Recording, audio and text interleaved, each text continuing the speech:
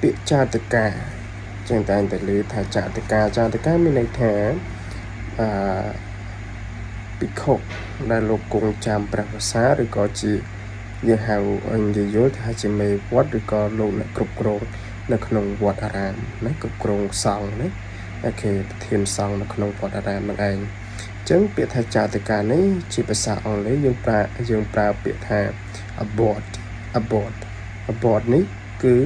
ព្រះប្រសង់ជាចាតកាណាអូខេ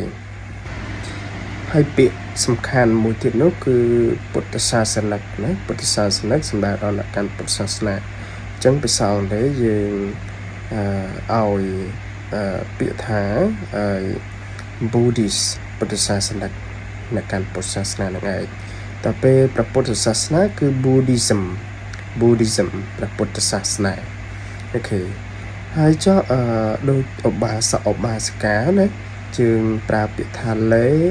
layman ឬក៏ lay woman ណា layman or lay woman